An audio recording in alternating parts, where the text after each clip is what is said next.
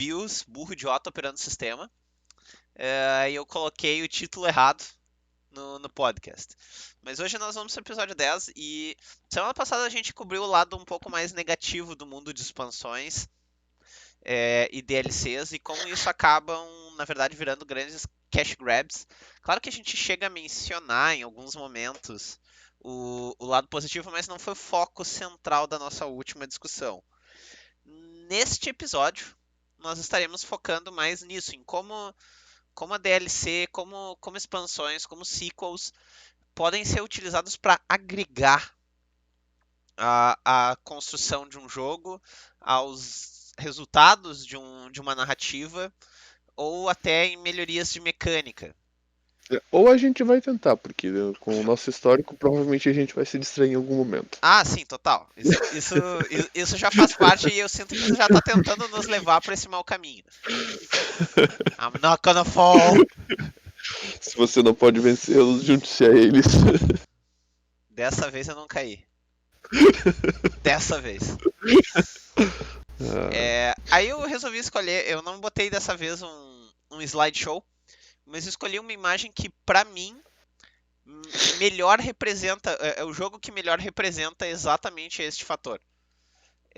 Melhor e também pior em alguns sentidos. Exato. Algumas das expansões deles deixaram bastante a desejar, eu concordo 100% com isso. Mas algumas das melhores expansões já feitas no mercado também são deles. Aliás, eu não me referiria especificamente nisso ao histórico de World of Warcraft, mas eu me referiria a Blizzard como um todo. Porque a expansão de Diablo 2 é excelente, a expansão de Diablo 3 é. E quando tu olhas o StarCraft 2, pegando o que se chama da história base, né, que são o jogo base mais as duas primeiras expansões, o primeiro jogo é bom, o segundo jogo é meio nhé. O terceiro dá um up considerável. Então assim, a Blizzard não dá pra dizer que ela sempre acerta, mas ela consegue acertar bem mais do que a média. Pois é, ela vai bem. Ela vai bem. E uma coisa que. Um outro bom exemplo nesse espírito, pra mim, não é tecnicamente uma DLC ou uma expansão, mas é o formato como a Nintendo investe nos seus consoles. Se tu for pensar, vamos dizer assim, que a série de consoles da Nintendo nada mais é que um grande sequel um do outro, tu vai Com ver. tanto Pokémon saindo, eu consigo acreditar nisso fácil. Pois é. Mas se tem uma coisa que a Nintendo bate muito na tecla pro desenvolvimento dos seus consoles, é que os novos consoles não sejam simplesmente uma implementação de melhorias na tecnologia disponível. Por exemplo, a Sony bate muito na tecla em garantir que tu vai ter melhores recursos para poder desenvolver um jogo com melhor qualidade de gráfica, menos drop de frame, esse tipo de coisa. A Nintendo, ela bate sempre em inovar. Então, tu tem saltos de complexidade do sistema quando tu passa de um sistema para outro. Exemplo disso é quando tu pega a parte de motion capture do Switch. O Switch tem um Sim. giroscópio interno, os controles deles têm um giroscópio interno, e isso muda completamente o jeito como tu implementa o jogo. Mesma coisa pode ser dada pro Wii U, ao ponto de que os caras foram tão longe com a tecnologia do Wii U que literalmente as pessoas encheram o saco de desenvolver jogo para eles. As empresas não queriam desenvolver. O Wii U fracassou do jeito que fracassou, essencialmente porque a Nintendo passou do ponto. Inovou demais. É tipo isso, cara. É um problema que eu tenho visto acontecer um pouco com o pessoal VR. O meu problema com VR também. É muito diferente programar para VR. Tem coisas no VR que eu acho que são muito bem-vindas, tá? Não vou negar isso, só que tem algumas coisas que o pessoal fez pra VR que tu olha assim e pensa, cara, Por quê? Ok, mas. Ok, mas daqui a um tempo, não ainda. Porque assim, eu tive no mestrado e também algumas aulas da graduação, a gente teve alguma coisa de VR. Porque, pra quem não sabe, tem VR que não é jogo, tá? Tá. E uma das coisas que eu vi um colega, um professor comentando, é que o VR, ele cansa muito rápido. Porque tu tá numa. Dependendo do VR, se tu tá num VR, assim, que é bem feito, por exemplo, tu tá numa montanha russa, é tanta informação sendo bombardeado de que tu tá numa montanha russa que é capaz de da primeira reação que tu ter quando tu entra na montanha russa é precisar se sentar, tá? Cara, eu vou te dizer, neste exemplo específico que o senhor trouxe, eu fico meio assim porque eu olho tipo, por que raios eu iria querer participar de um VR de uma montanha-russa, entendeu? Essa é a minha reação automática. Não, não que eu tenha um problema com montanha-russa, o meu problema é com a ideia de estar num VR de montanha-russa, entendeu? Então, tem algumas experiências do VR que são visitas a museus, tá? Que os caras tentaram. Em geral, essas são as mais tranquilinhas. Agora, tem algumas que são um pouco mais hardcore, e aí começa a dar essa questão de bombardeio de informação, e, e aí entra aquela questão seguinte: teu olho e às vezes teus ouvidos eles estão sendo bombardeados com uma determinada informação, e a tua pele não. Isso gera um bug no teu cérebro e ele vai e em algum momento ele vai escutar um ou outro. Só que pensa o seguinte, tu tá de pé numa montanha e teu cérebro reconhece que tá numa montanha russa. A primeira coisa que tu vai querer fazer é sentar e segurar firme. Ok. Acho que essa é a dispersão do dia já acontecendo, né? Porque eu, não, eu fiquei muito confuso do porquê que tu insistiu em entrar nesse tópico Não, eu só especificamente de VR. comentando. A gente pode entrar, a gente pode fazer a parte de VR depois. Na Mas verdade, o ponto voltando geral a. é que, que as inovações, as expansões, elas têm que. Quando se fala de expansão de DLC, meu ponto Aham, geral é, elas têm que ter uma certa elasticidade que ela realmente inova alguma coisa, né, que ela traz algo diferente, mas que ela não traz coisa demais para se configurar algo totalmente novo. ok. É que eu tava com a forte sensação de que tu estava fazendo uma fuga ao tema e eu consegui ouvir meus professores de redação irritados no fundo, entendeu? Não, mas as aparentes fugas ao tema são programadas para trazer um exemplo.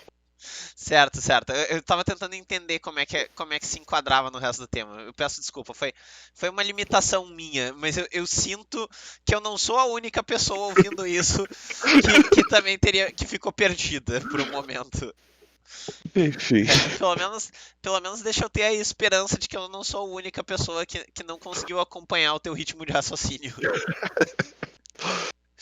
Ai, Eu ai. não cumpri a regra da elasticidade. Exato. Exato. Tu falhou com as regras estabelecidas pelo teu próprio exemplo. É, É, mas é claro que aqui não estamos falando de algo que efetivamente. Eu, pelo menos, não estava falando de algo que efetivamente é uma expansão, mas é algo que soa. Tem um comportamento muito semelhante com o que a gente está falando de expansão. Quando a gente diz que uma expansão deve agregar ao jogo. E um excelente exemplo disso, para mim, é a expansão de World of Warcraft referente ao Wrath of the Lich King. Eu acho que aquela é uma das expansões que mais agregou ao jogo, não só para agregar uma storyline extremamente interessante, mas porque trouxe de volta uma das classes mais populares do período do jogo que o World of Warcraft se inspirou. Que eu, pelo sim. menos, quando eu jogava de Undead, o que é raro, porque eu particularmente não gosto de jogar com os Undeads, eu gostava.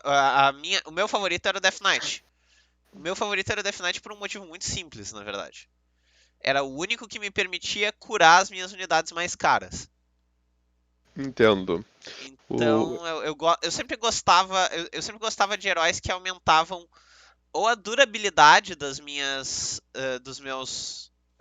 unidades, porque daí tu acabava tendo um processo de economia, vamos dizer assim, Uhum. e ou que de alguma forma eles geravam sinergia com um número grande de tropas. Por Mas mesmo o exemplo, Frozen Throne, quando adicionou aquela estátua de obsidiana que permitia aos mortos-vivos curar unidades, já foi é, uma grande inovação. e é isso que eu acho que torna uma expansão muito interessante quando ela agrega a tua jogabilidade, ela expande como o jeito como tu joga, ao ponto de Uhum. realmente tu não é um novo jogo, porque afinal de contas tu tá usando a mesma engine, tu tá usando mesmo as mesmas mecânicas básicas, não teve código suficiente alterado pra gente olhar e dizer, ok, é um novo jogo. Mas tem o suficiente acontecendo de novo para tornar a experiência da DLC diferente da experiência do jogo base. Perfeitamente. Nesse ponto, eu Eu, diria que o Iceborne deixa um pouco a desejar, diga-se passagem. eu concordo. Até porque um dos problemas que eu sinto com Iceborne é que eles poderiam ter acrescentado pelo menos. Cara, eu vejo assim, se Iceborne tivesse acrescentado uma Skeletal Mesh nova, já faria uma diferença considerável se eles tivessem adicionado 3 novos tipos de monstros. Eu Eu tô gostaria tentando, pessoalmente. eu tô tentando ten- pensar agora, mas pois é, acho que o Tigrex não é uma nova Skeleton Match? É o Tigrex, que também tem o Bergaf e o Brute Sim, sim, Tigrex. sim. Eles são, sem dúvida, são a mesma E. Skeleton Mesh. Ah, Eu sei que o Velkhana, na real, ele é quase que um repensamento da luta com o Kushala Daora. Porque ele é sim, a eu mesma vou ter que. Skeletal Mesh. O Zinogre não é, não, porque ele é mesmo do Tobikadachi. Ah, se eu não me engano eram duas, mas eu. Como eu não sou o Ah, cara. pior, o Zenogre é a mesma do. Bah, eu não tinha me ligado, cara. É, eu tinha feito um negócio de levantar qual era, eu tinha chegado a duas, mas eu não lembro, não tô lembrando da segunda que seria. Do ponto de vista de história, eu acho que o. Mesmo eu não gostando da história, tá? Eu digo isso já de cara. Eu não gosto da história do Iceborne, mas pelo menos eu acho que a história foi nova. E Uhum, algumas das coisas. O motivo pelo qual eu não gosto da história de Iceborne é o mesmo motivo pelo qual eu não gosto da história em Monster Hunter. Não tem nada a ver com o. Vamos dizer assim, o jogo não foi mal implementado. Eu acho que eles já tinham algo ruim para trabalhar em cima, que é como o teu personagem é mudo, não fala porcaria nenhuma. uhum, Eles, infelizmente, eles pegaram aquela guria, a tua handler, pra ser quem fala por ti, de certa forma. Ela é o uhum. protagonista, em vários Em termos, aspectos. sim. E Tanto aí, que algumas coisas acontecem pelo ponto de vista dela e tu é o guarda-costas. isso. Então, pelo fato de que, do tipo, todo mundo fala de ti como tu, contigo sendo o protagonista, mas a execução não te dá a sensação de que tu é protagonista. É. Então, esse para mim é um problema, mas é um problema que não é culpa da expansão. Isso já estava assim no jogo, sabe? Uhum. O. Perdão. O outro Skeletal Mesh. Imperdoável. O outro Skeletal Mesh que seria mais significativamente diferente é do Rajang. Eu achava uma época que o Glavenus fosse, mas o Glavenus não, é só a cauda que tem um aspecto diferente na hora do drop. Então, oficialmente dá pra dizer que é só uma Skeletal Mesh nova, pelo que eu vi agora. Então é só o Tigrex mesmo. Só do. Que é uma versão dos Flying Wyvern. Pior. É bem parecido mesmo com vários dos movimentos são bem parecidos com os movimentos do Refn. Sim, mas eles são um Flying Wyvern, só que eles são um Flying Wyvern que a asa frontal também é as asas frontais, só tem asa frontal os bichos. né? As asas Eu ia também são dizer. usadas como patas. Eles são o que, em muitos casos, é o que o pessoal chama de wyvern propriamente. Né? Porque o wyvern geralmente ele tem essa questão de que as patas da frente já são asas e que usa pra Sim. voar. Tem essa questão. É, Né? O... mas tecnicamente eu acho que dragões mesmos, tem poucos do universo de Monster Hunter World. Porque a Ah, maioria isso sim. dos dragões deles são, na verdade. O Rathian, por exemplo, ele não é um dragão. Ele é um Não, Wyvern. mas ele é chamado de wyvern. Sim, sim. Só os dragões mesmo são os Elder Dragon, dentre os quais tem o Kirin. Então. Ok. Tem. Entre os dragões está um unicórnio, uma mantícora. Aliás, duas mantícoras. Uhum.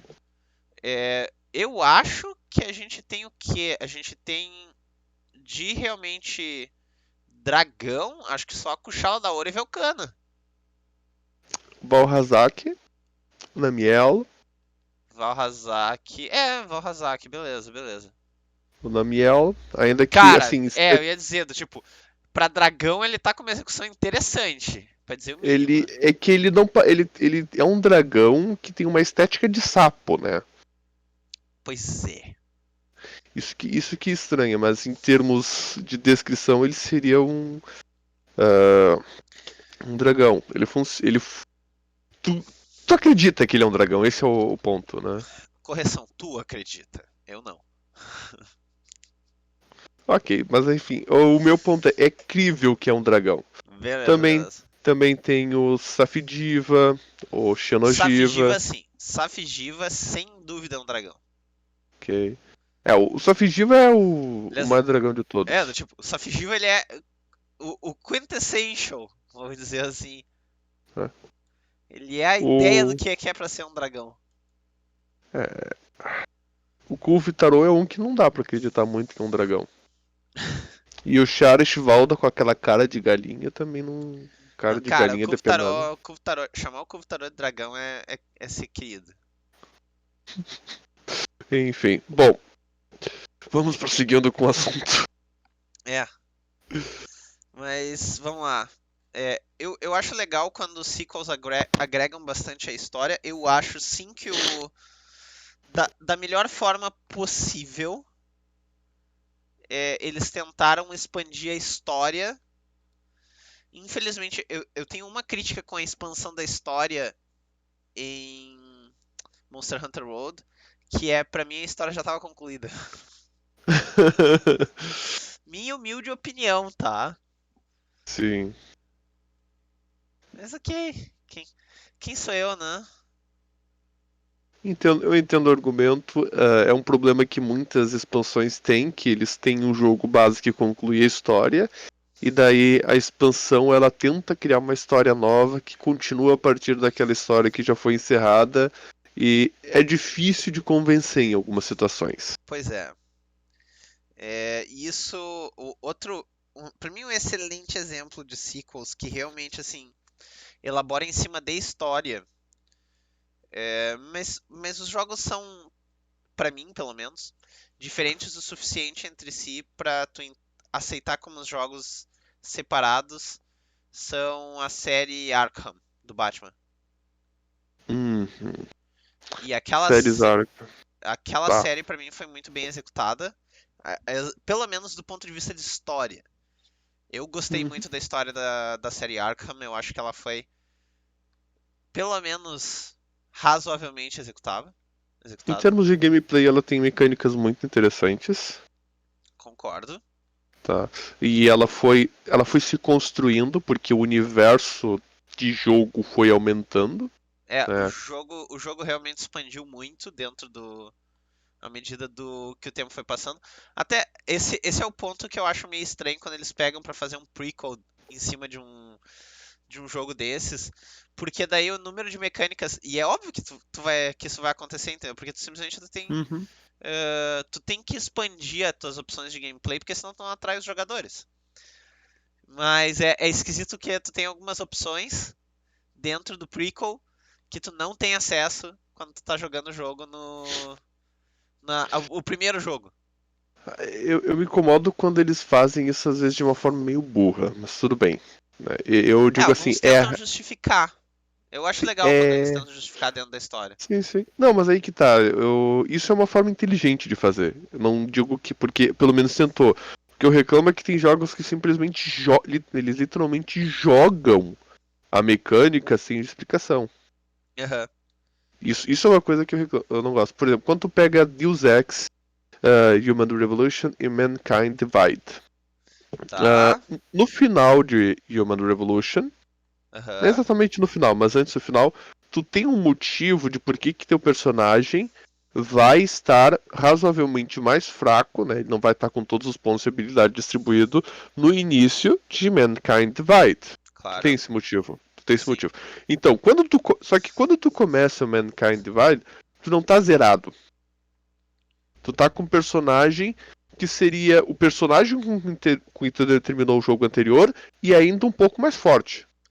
Ou seja, o jogo essencialmente resolveu dizer, foda-se a história, vamos só fazer do tipo, tem que começar do zero porque é um RPG, tá começando, tu Não, começa. é aí que tá. Tu tá um pouco mais forte porque se passaram 6 meses, o cara ficou fazendo outras missões, e Claro. aí o que que acontece? Tu vai num lugar fazer um check-up, porque tu tem várias potes, então tem que fazer um check-up.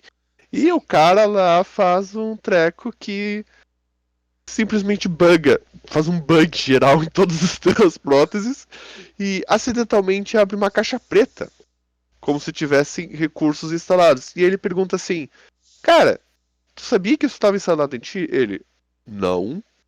O que que é isso? Não sei, eu só sei que tá aí. Então, assim, joga um mistério pro jogador ver. É uma forma inteligente. Por quê? Porque tu tem toda a árvore de habilidades do jogo anterior. Pelo menos eu lembro Eu assim, vou razoavelmente procurar toda. depois pelo eu vou procurar depois pelo nome do J.J. Abrams entre as produções desse jogo. Tá. E. Não sei se tu entendeu a minha piada, que ele tem mania de falar do conceito do Mystery Box. Tá. E aí, bom, enfim, eu sei que faz parte da narrativa o porquê que o teu personagem ele recebe esses augments, né? Essas Aham. melhorias extras que ele vai ter acesso. Então, assim, isso é uma coisa que eu acho muito interessante. Quando tu olha, por exemplo, o Warcraft 3, a campanha do Warcraft 3, ela serve de justificativa de por que aquelas unidades foram parar dentro daquela raça, né? Sim. Quando tu vai jogar. Inclusive, A expansão agrega exatamente desse jeito em alguns pontos. Ela começa a trazer novas unidades e para tu conhecer as unidades, elas são introduzidas nas novas campanhas.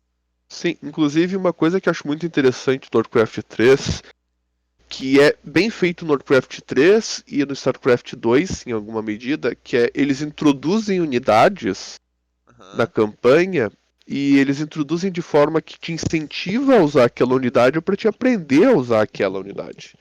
É um tutorial que está sendo feito. E quando tu fala das expansões, tem as unidades novas que são adicionadas e geralmente tem alguma missão que tu joga que aquela unidade tem alguma função de ser. Isso me lembra. é, Lembra quando lançou For Honor? Lembro. For Honor, em termos de DLCs, já lançou várias coisas. E essas DLCs agregaram novos personagens ao ponto de que eu diria assim, ó. Tu pega a época que eu jogava, compara com hoje, e é quase outro jogo no sentido do tipo, o host de personagens aumentou tanto que o cara que jogava bem na minha época, mesmo que ele ainda jogue muito bem com o personagem, não vai conseguir do tipo ter o tipo de consistência que ele tinha. Até E tem porque uma questão de balanceamento constante, né? vários Cada tanto personagens tempo. foram Rebalanceados. rebalanceados, eles foram repensados ao ponto Alguns de que foram repensados. Tem uma facção nova também. sim e não. A facção nova, se eu não estou enganado, ela só existe do ponto de vista de gameplay, ela não existe do ponto de vista de competição entre facções. Hum, Se sim, não sim. estou enganado. Mas sim, tem uma facção agora dos guerreiros chineses. E mas por que eu estou trazendo isso?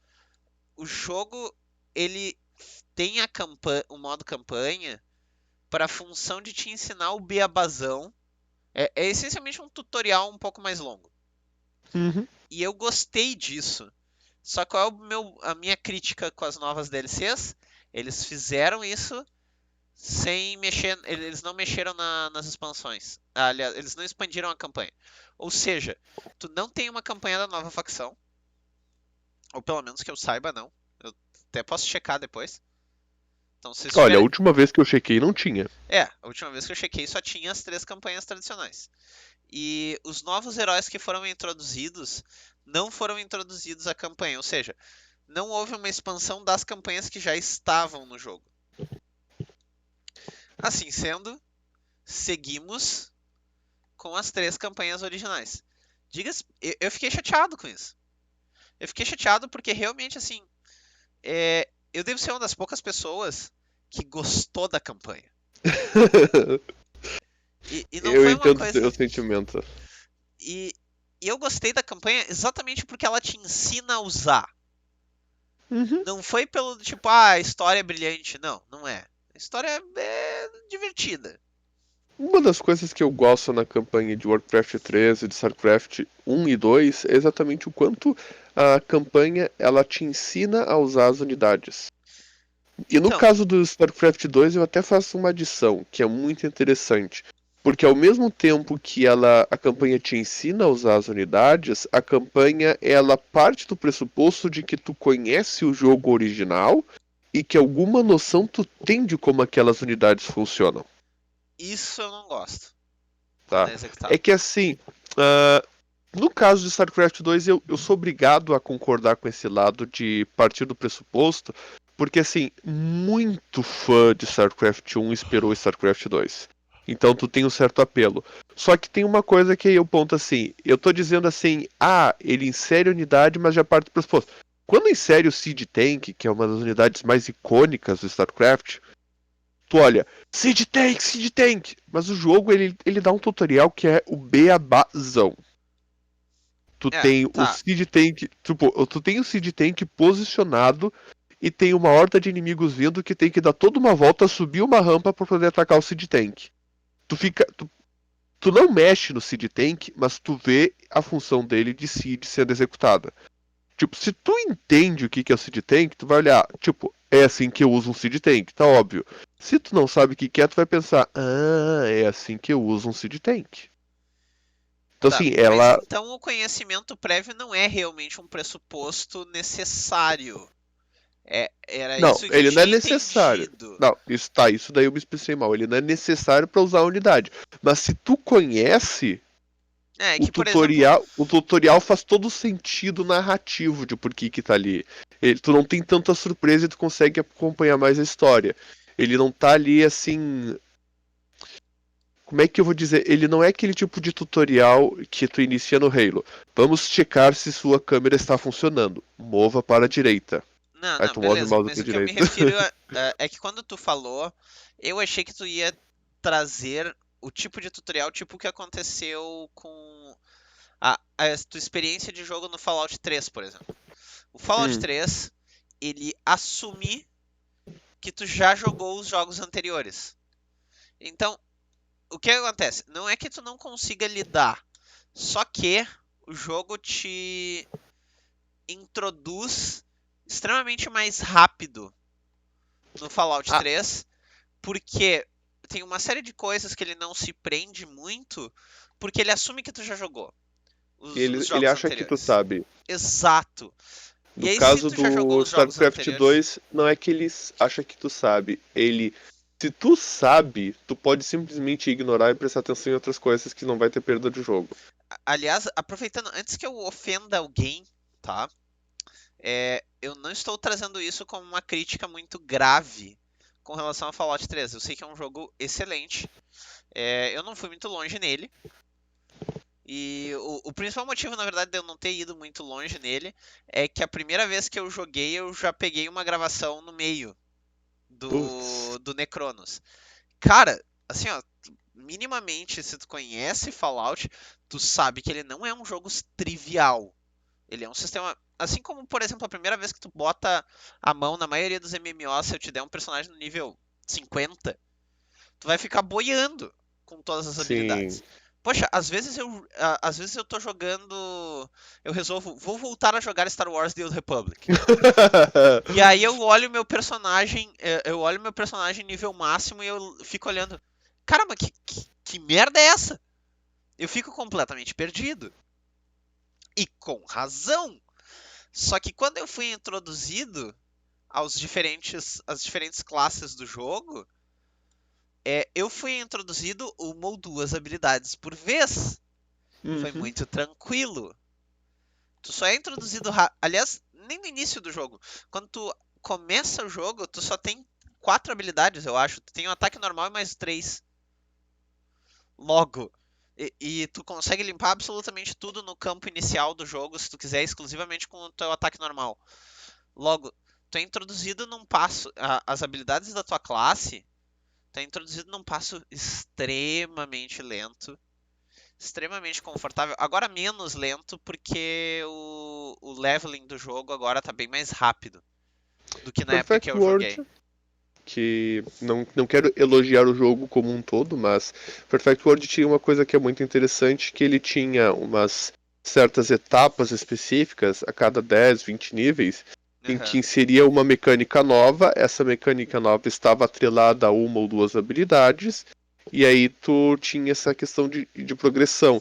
Inclusive é um dos jogos que eu lembro que o pessoal tava no final do jogo usando o skill do início do jogo.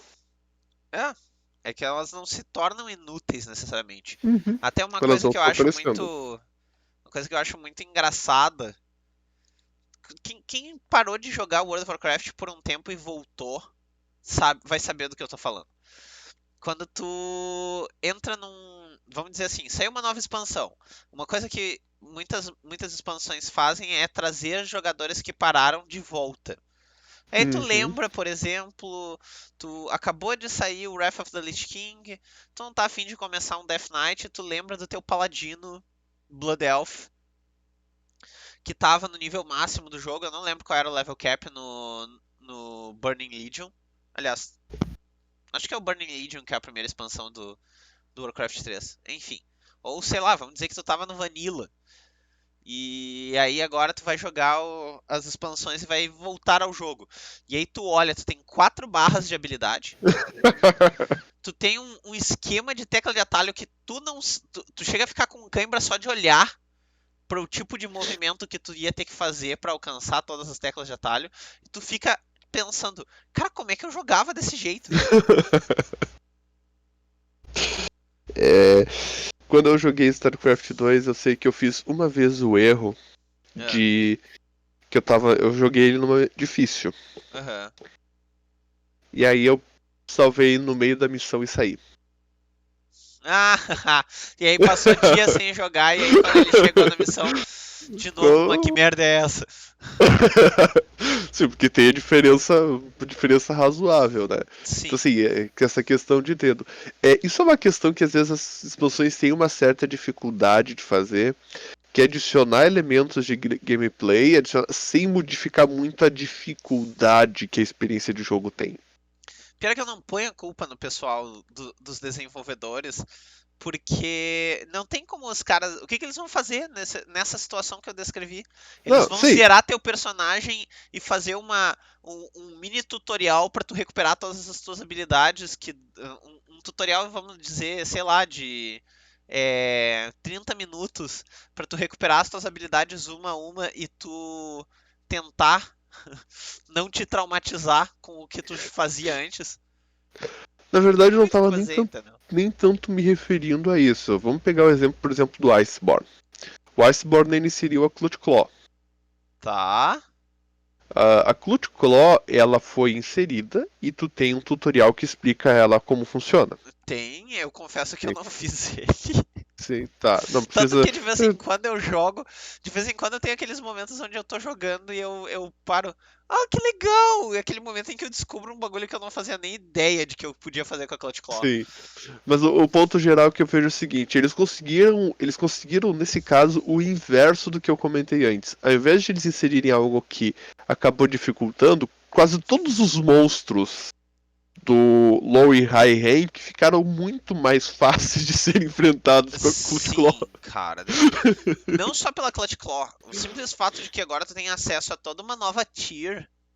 Meu, é de rir. É de rir a diferença de qualidade entre os equipamentos da Tier Master Rank pra Tier High Rank. É Mas estúpido. eu faço uma outra questão. Experimenta fazer arena. Eu fui fazer arena, que tu tem equipamento lá fixo, e Sim, sim. eu fui fazer, e a única diferença que eu tinha era Clutch Claw. Cara, tu brinca com os bichos, porque os bichos que estão na arena, eles não foram feitos pensando na Clutch Claw.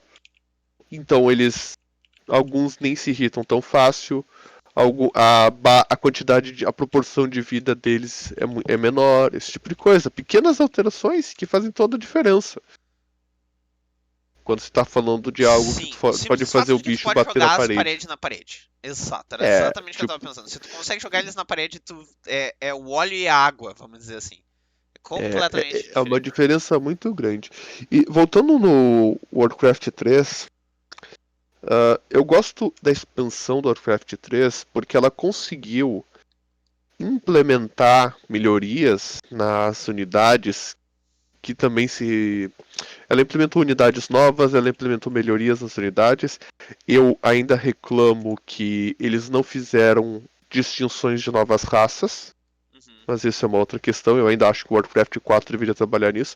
Só que quando tu pensa nas unidades que foram inseridas unidades que conseguiram, pelo menos de alguma forma, suprir as fraquezas que as raças já tinham. Por exemplo, os mortos-vivos, a principal unidade que foi inserida é a estátua de obsidiana, que tem poder de cura.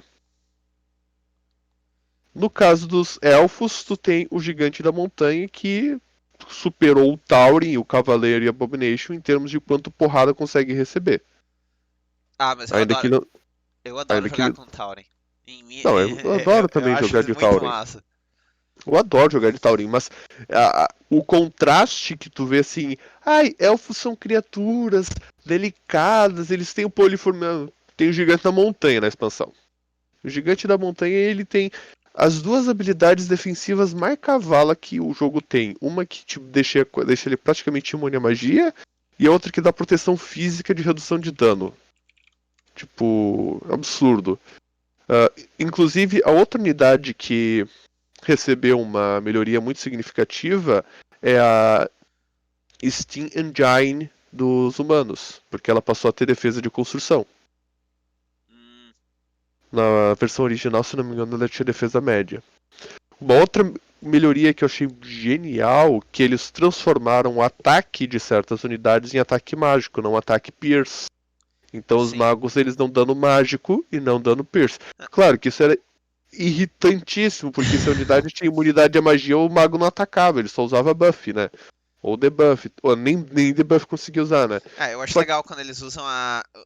Não só do tipo esse processo, mas quando eles usam também, por exemplo, pra fazer rebalancing, entendeu?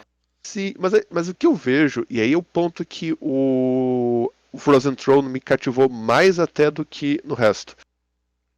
Essas pequenas mudanças de tu inserir novos tipos de ataque, tem um novo tipo de armor também, essas pequenas mudanças pra mim me cativaram muito mais do que o resto do jogo. Porque eu fui jogar. Primeiro eu joguei a campanha do Reino do Caos sem o Frozen Throne. Aham. E depois quando instalei o Frozen Throne, eu tinha perdido meu save, então eu tinha que rejogar toda a campanha. E também porque eu não tinha feito algumas das missões finais dos elfos, se não me engano, era um treco assim. Uhum. E aí, o que eu fiz? Bom, vou fazer. Eu senti a diferença que o Frozen Throne trouxe já no Reino do Caos. Claro que algumas coisas eu senti que ficaram um pouco mais fáceis, mas algumas coisas eu realmente senti que ficaram diferentes. E depois que tu pega a dificuldade do Frozen Throne, jogar o Reino do Caos vira moleza também, né? Eu ia dizer, cara, a dificuldade do Frozen Throne é cavalo. Complicado. Originalmente, a primeira campanha é tranquila. E tipo, ela é Não, é que tá. Pra mim, tranquila. a dificuldade do Frozen Throne é a última campanha. Eu acho A a campanha segunda dos ela Night já. Elves é barbada. Ela é tranquila. A Aham. segunda ela tem algumas missões que são um pouco mais chatinhas porque tu tem recursos limitados. Aquela última, o chato dela é isso. Eu sei lá, Mas. eu me adaptei bem. Eu não achei difícil Não, eu não achei ela a do difícil. Blood Eu só Elf. digo que ela.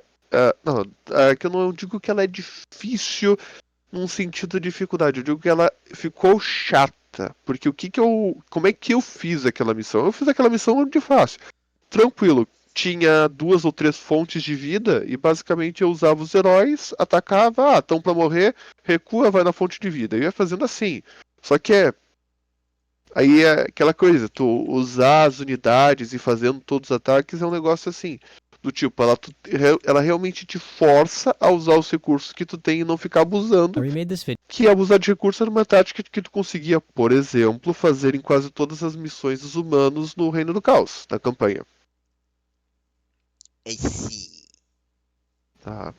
Agora, a campanha dos mortos-vivos no Frozen Throne tem algumas missões que são tranquilas e várias outras que tu olha assim, que raiva.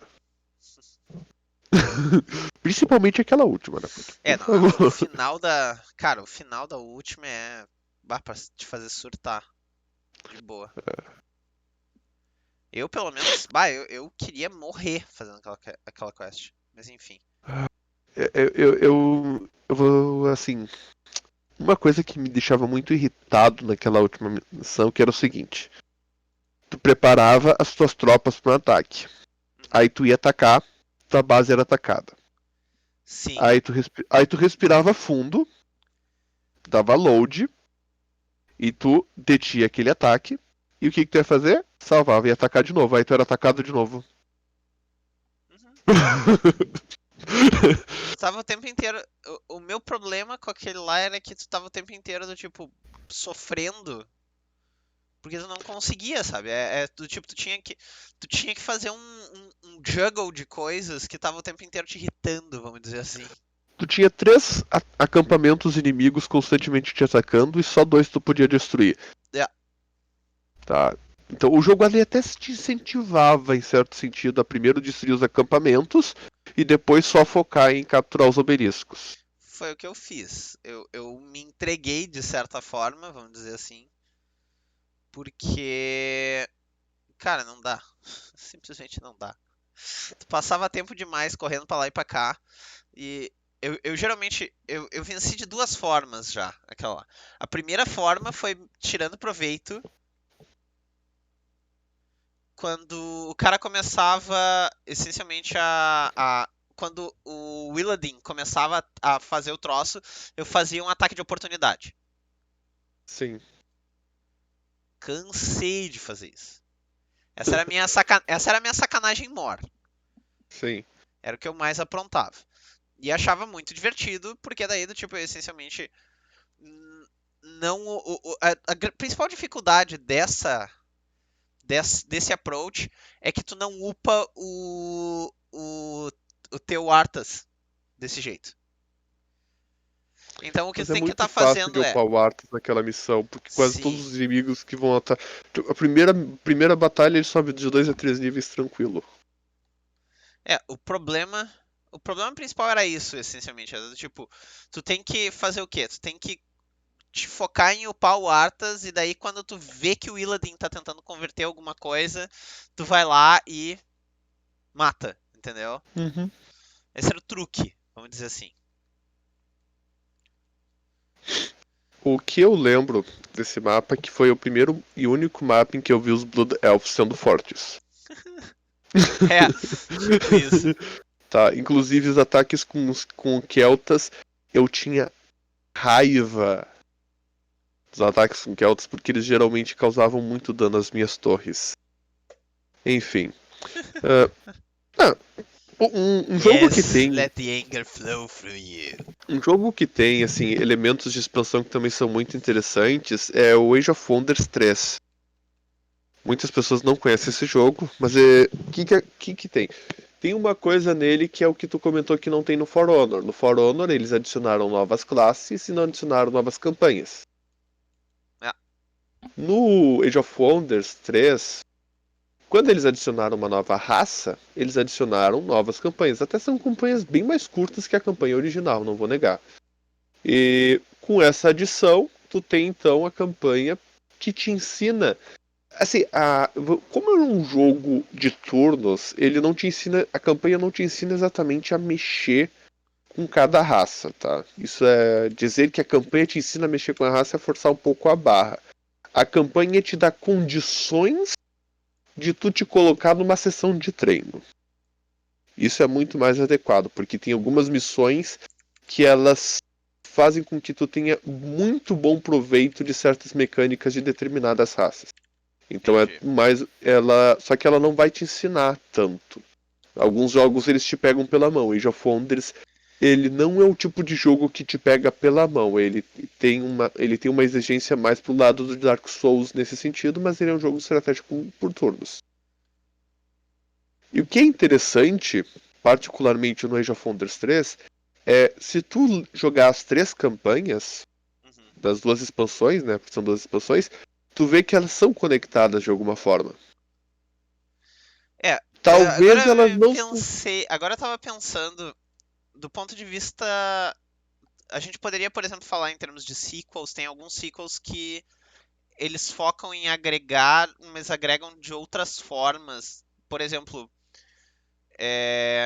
aí tu tá no espírito de não tanto de sequel, mas de expansão, né? É do tipo, é o mesmo jogo ainda. Tu tem que ter o jogo de base. Uhum, Mas pra mim o jogo que mais frequentemente faz a questão de evoluir o teu personagem, aliás, evoluir o sistema de jogo, sem necessariamente que tu tenha a relação entre as histórias de Final Fantasy, por exemplo. concordo. Em que a forma de jogar é extremamente expandida. Uhum. E só que o jogo expande o quê? O jogo expande um pouco a forma de jogar e muda completamente a história. E aí eu diria que ele faz exatamente o que tu tá falando, do tipo, acrescentar novas campanhas. Porque, ok, tu reconhece, por exemplo, pelo menos principalmente se tu jogar os antigos. Se tu Sim. jogar os antigos Final Fantasy de 1 a 6, tá? Tu vai ver que ele tem um sistema de classes que é característico, praticamente único, eu diria, Uhum. do Final Fantasy. Da franquia. É uma coisa da franquia. O único jogo, na verdade, que eu vi que tem o mesmo sistema de classes, e só tem o mesmo sistema de classes porque é da mesma produtora, é o Bravely Default. Eu sei Que, que eu já vi sistemas de classes muito parecidos com Final Fantasy, mas aí não tinha, por exemplo, o Red Mage, o Blue Mage, Brave Default ou. tem. Tipo, que são essas duas. As 2 classes que são características de Final Fantasy são essas duas. Aham. O White Mage é barbada de encontrar. Sim, o White Mage é um clérigo. Né? E o Black Mage também. Ainda, e mesmo que o outro jogo use essa nomenclatura, não dá pra processar por por copiar, né? Por, por plágio, porque tipo, ok, não é fácil de engolir essa. Mas enfim. Apesar de que, cara, eu vou te dizer assim, ó, pra mim é uma marca registrada praticamente. Ah, fala Uhum. sério. O que houve? Não, nada. É que eu tô, enquanto estamos falando, eu estou jogando. Ah, Então, não sou eu que faço isso. não. E aí aconteceu algo no jogo aqui, que é na verdade o jogo que eu vou jogar hoje na stream. Compartilha a tela. Não, não vou compartilhar. Aliás, eu estou esperando pela expansão deste jogo, diga-se de passagem. Mas ela não Hum. veio ainda porque ela só virá mais pro fim do ano. Eu confesso que eu fiquei feliz essa semana porque eu fui ver o que tinha de anime novo na Crunchyroll e descobri que ISO 9 tá chegando pra PC. Fiquei tão feliz. Eu tinha visto, mas eu não tinha comentado. Eu não te Né? comentei porque do tipo, eu pensei, não tem a menor chance de eu compartilhar isso com ele e ele já não tá sabendo. Tá, é que assim, aconteceu essa semana, então se tu viu um dia ou algumas horas antes de mim, tu pode comentar. Ah, caraca, tá previsto pra 2021, que droga. O jogo que eu estou jogando é PSO. E Tá, o que acontece? O jogo tá pra ter a DLC dele, vindo pra cá, só que ela já tá no Japão, né? sim. E aí, segundo o roadmap deles, deve vir ainda este ano. Hum, O roadmap deles prevê a vinda pro último semestre, pro último trimestre de 2020. E eu fiquei olhando e eu fiquei meio em estado de choque, porque eu pensei assim, cara, essa é a prova absoluta de que não tem ninguém que trabalha com tecnologia que precisa realmente trabalhar no mesmo prédio. Tipo, todo mundo pode fazer home office. Porque os então. caras, os caras em 6 meses, eles lançaram o jogo aqui e eles pretendem já fazer o catch-up completo entre pros dois alinharem. E aí Ah, eu fico olhando pro time de desenvolvimento da Capcom e cara, o inferno que foi para os servidores do console emparelharem com os servidores de PC. eu digo que ali tinha mais interesse econômico do que de questão de desenvolvimento. Então, é meu palpite.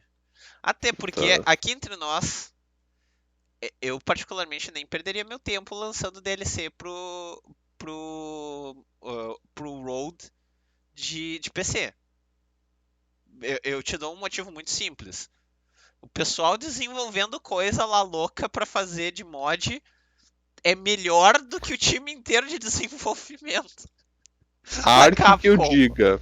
Ark que eu diga. Exato. Então, do tipo. Inclusive, inclusive entrando, aproveitando o gancho, né? Porque eu Aham. até tinha esquecido de colocar Ark no gancho de falar de DLC e expansão.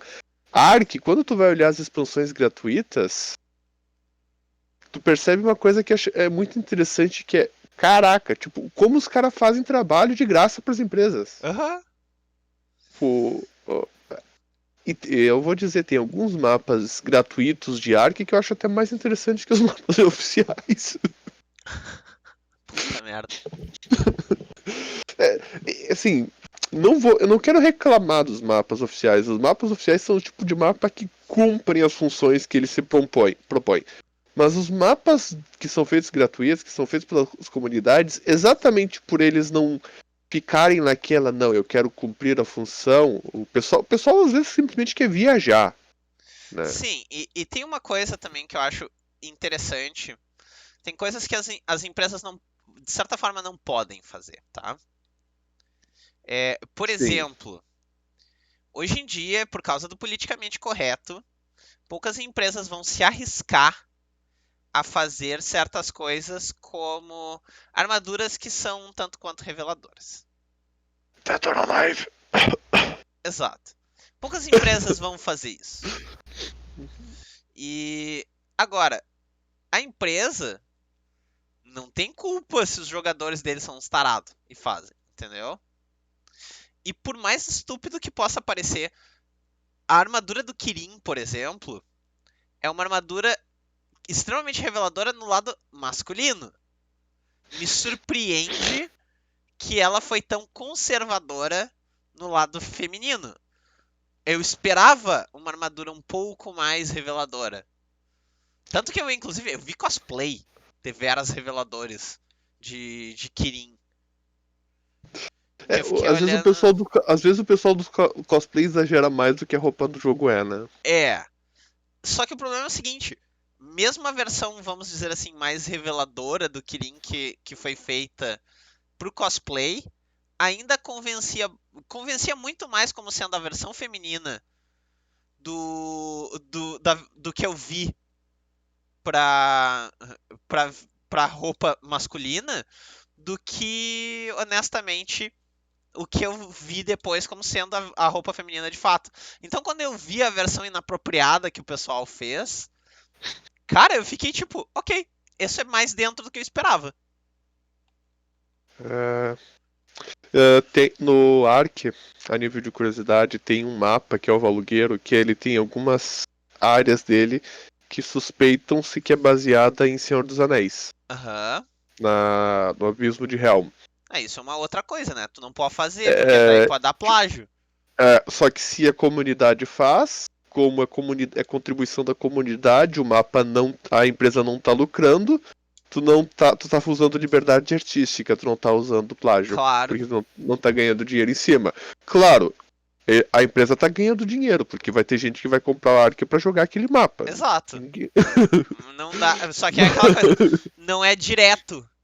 Exato. Por não E eu ser direto, gosto. faz toda a diferença. Eu até comento assim um negócio que eu não estou dizendo que é justo, tá? Eu não estou dizendo que Ark é assim. Mas eu gosto dessa parceria que há entre empresas e jogadores para a construção de um universo narrativo. Uhum. Eu não conheço a fundo o Ark, eu não sei se é uma relação tóxica ou não. Mas quem olhando de fora parece ser uma relação razoavelmente pacífica. Tá? Não estou dizendo que não vai ter conflito, porque algum nível de conflito sempre vai ter. Claro. E Eu sou e suspeito quando a pra gente falar porque eu particularmente. Eu sou uma criatura desagradável jogando. mas quando O tu olha, pior. por exemplo, Ah, World of Warcraft é o tipo de jogo que eu olho assim, cara, a Blizzard perdeu diálogo com a base de jogadores. e uma coisa curiosa. Star Wars é a É... mesma coisa também, né? Diga-se de passagem. Ah, não, mas aí Star Wars, a craca que a Disney fez tem mais a ver com os filmes do que com o jogo. Até eu posso Sim. dizer assim, a comunidade de Star Wars The Old Republic é bem agradável. Não sei como é que é. Eu confesso assim, ó, não sei como é que é a comunicação da EA que está responsável pelo jogo com os jogadores. Realmente não sei, assim, porque não. É um jogo que eu tô há muito tempo sem jogar. E é um jogo que eu também, assim, sempre fui muito na minha, sempre fui muito de solar. Tanto que eu não tenho, nem nunca tive uma guilda em Star Uhum. Wars The Old Republic. E não faço questão de ter também. Sempre que eu precisei achar parte, eu botava na busca e eu achava alguém. Sim. Então, acabou que nunca teve necessidade também, por isso talvez que eu nunca tenha feito as raids, e por isso que eu não tenha visto quais são os problemas de balanceamento mais grave do jogo, né? Mas eu vi o Alguns que? problemas de balanceamento só vão aparecer quando tu tá jogando conteúdo mais hardcore. Mas o que eu posso dizer de antemão, assim, as expansões foram bem trabalhadas, introduziram vários conceitos novos em termos de. Não de classes, mas introduziram vários conceitos novos de novas habilidades, novos itens, coisa do conteúdo endgame, novas histórias. Cara, eu vou te dizer assim, ó, por incrível que pareça, a EA tá fazendo um trabalho melhor em termos de construção de história do que a Disney. Eu digo que eles demoraram um pouco, porque eles ficaram quantos anos? 2, 3 anos e lançaram medos de um ou dois jogos e agora estão vindo com uma leva maior de jogos. Sim, sim, sim. Mas eu me referia especificamente aos cuidados deles em Star Wars The Old Republic. Eles Hum. realmente se deram ao trabalho de fazer boas expansões para Star Wars The Old Republic. Agora tá saindo o Star Wars Squadrons, que o pessoal tá razoavelmente ansioso também. E enquanto isso a Nintendo resolveu que vai entrar pro mundo dos MOBAs. Quem não quer ganhar dinheiro de MOBA, né? Então, eu tô tentando. Eu não quero entrar nisso porque a gente tá numa vibe tão positiva hoje. Né? A gente só. Inclusive, eu quero comentar de outros dois jogos. Um até comentei semana Diga. passada, que é o Total War Warhammer 2, né? Aham. Que, assim, eu admito que eu fiquei surpreso quando eu vi o número de expansões do jogo. E aí eu olhei assim, nossa, esse jogo deve dar um quê? Uns R$ 500. E eu fui olhar, tipo, não, na verdade não dá tão caro. Porque na verdade, bom, agora tá na Summer Sale, então os preços vão estar um pouco diferentes, né? Aham. Mas assim, em termos gerais, eu não sei se o jogo passa muito dos R$ 250. E detalhe, tem muita expansão gratuita. Isso é Eu acho que, massa. eu acho que é mais da metade que é gratuita. E as expansões são do tipo assim, 20. Tem uma aqui que é mais carinha, tem duas aqui que são de R$ 40, que são as de maior conteúdo. propriamente. E quando eu joguei no Free Weekend, o que eu percebi? Eu percebi que essas expansões, mesmo as pagas, elas não são pagas de graça, vou usar essa expressão assim. Hein? Né? Não são pagas de graça, né? Eu sei que mas o que eu quero dizer? Tu realmente vê que houve um valor ou um esforço de agregar valor proporcional ao dinheiro que está sendo gasto. Tá, o produto vale o preço que tá sendo cobrado. Entendi. Exato, o produto vale, então é por isso tu não paga de graça, né? Que Tá. alguns jogos tu vai lá, tu paga e o que tu ganha? Ah, cara, pô, tu tá avacalhando com os pacotes de skin, cara. Tá? Eu até vou dizer assim que eu não sou objetivamente contra pacote de skin. Eu acho que o meu problema é quando tu transforma pacote de skin em lotérica. E quando. Tipo, o meu problema maior é esse. Se tu tem pacote de skin e deixa os caras comprarem skin que quiserem, ok. O dinheiro dos caras pode gastar, os caras têm que pagar conta, não vou reclamar de ninguém. Tá? Meu problema é transformar isso em lotérica, ou tu Em fazer com. loteria, tu quer dizer. Porque Isso, lotérica é loteria. outra coisa. Obrigado. Ou tu fazer Ai, as ai. skins terem uma diferença de gameplay muito significativa. Que aí tu transforma num verdadeiro cash grab. Então, assim, Cara, skin é por skin, engraçado. Porque tem sou algumas razoável. vezes que são acidentais. O Necronos estava me comentando de uma skin, eu acho que era de Dota. Ou não, era de LoL, de LoL. Que a aparência do personagem acabava dando uma camuflagem pra ele. Eu conheço dessas histórias. E Eu eu, conheço cara, dessas histórias. eu tenho uma pena do desenvolvedor, porque era tipo, isso foi total, certamente isso foi sem querer. Uhum. Eu duvido que ele fez isso pensado, sabe? E aí, ao ponto de que do tipo, em torneio, se eu não tô enganado, foi proibido usar aquela skin. Esse era o nível da vantagem do cara. Então, eu entendo quando isso acontece, e aí é aquela coisa, bloqueia em torneio e ranqueada e segue a vida. Aham. Né? Apesar de que Shit happens. essa é a minha tese, tá? Em torneio oficial, torneio que tu, do tipo, uma coisa é tu tá fazendo torneio com os teus amigos, Uhum. ou tu tá num evento tipo uma Comic Con da vida, um Anime Extreme, pra trazer os daqui. E aí tu tem um torneio local organizado, por mais que possa ser do tipo um torneio aprovado, tenha algum tipo de parceria com eles, não é um torneio mundial, sabe? Mas se é torneio local e é aquela coisa que todo mundo pode sentar e conversar, tipo, chega assim e faz votação entre os jogadores. Ô, galera, fulano quer usar a skin de Não, não, aí é pijaminha. que tá. Aí é que tá, porque eu não terminei. Em torneio local eu acho que tu pode ser um pouco mais brando com as regras, mas Sim. em torneio oficial eu acho que deveria ser obrigatório o uso da skin padrão. Isso é uma regra que ajuda a evitar problemas. Isso, Concordo porque torna plenamente. extremamente reconhecível o personagem que o cara tá usando, e aí tu é obrigado a fazer, tu é obrigado a jogar com aquele personagem, entendeu? Do tipo, tu não tem a desculpa de, bah, eu não reconheci porque essa skin faz ele ficar parecido com outro personagem, entendeu? Eu tenho uma outra colocação que é muito importante para as empresas lembrarem. Muitos desses torneios eles já estão sendo transmitidos em canais de mídia.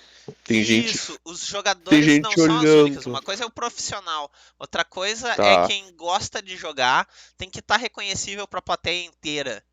Qual é exato. o. Eu vejo que aí é a maior questão, de deixar reconhecível para o público. E Claro. aí o pessoal pensa, não, não é regra chata. Não, Que tem sempre uma. é que nem uniforme em time de futebol, cara. Tu tem Sim, que e galera, conseguir ninguém é facilmente obrigado. reconhecer quem são os jogadores que estão jogando de cada lado. Tu tem que lembrar que a câmera não tá na frente dos jogadores. E ninguém é obrigado a conhecer as trocentas skins que tem nesses jogos, por favor. Principalmente porque as skins são lançadas. É o produto principal da Riot, quando tu para pra pensar. Lançar skin. Sim.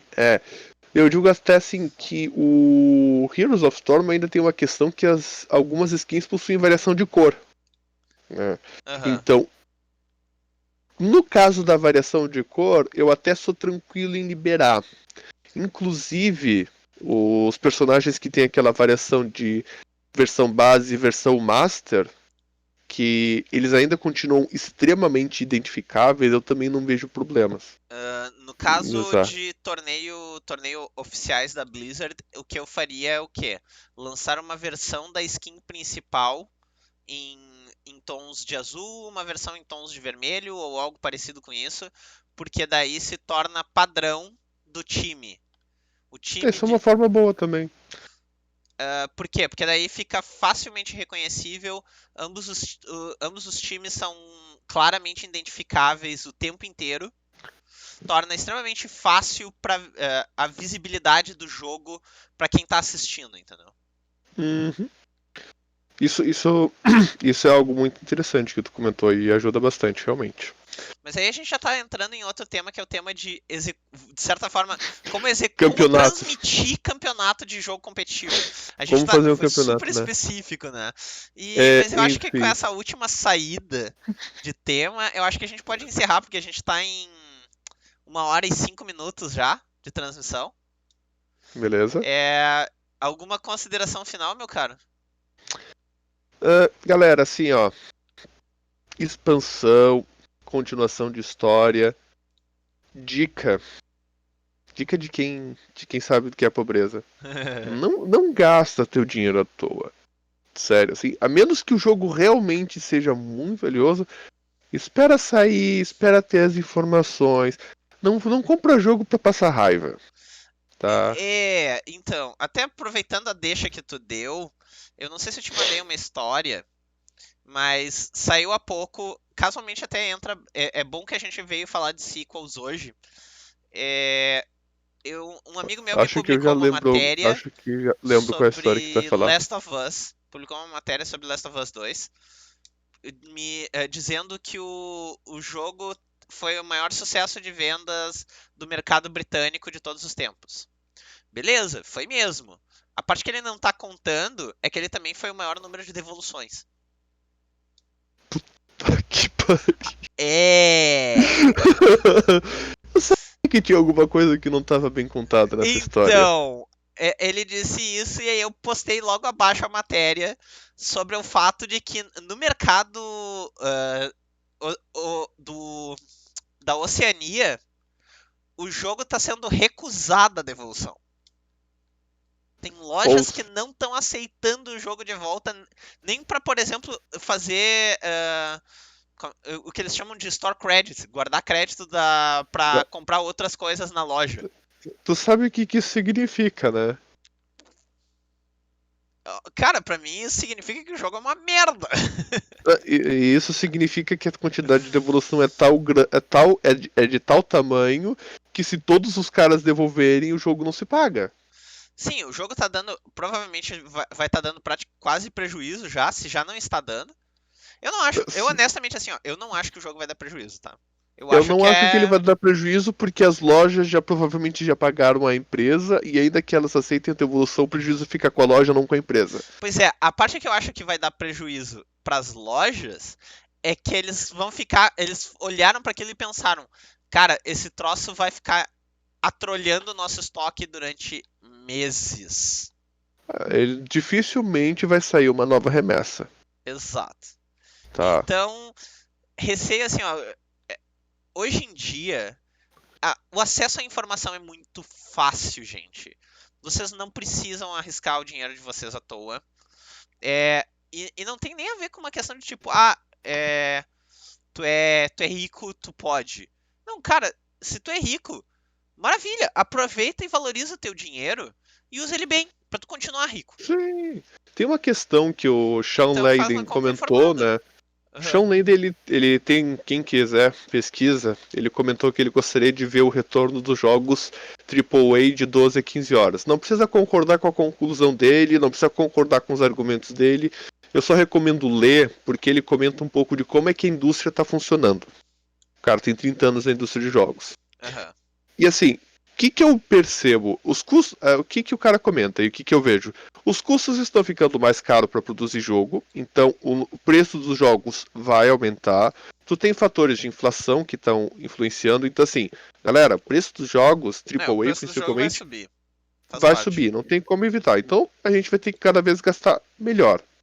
É, Só que as empresas, elas estão percebendo isso, o que, que elas estão fazendo? Elas estão investindo mais em áreas que são as áreas não finalísticas, ou seja, fucking marketing. publicidade, tá? Então assim, não se deixem levar por publicidade.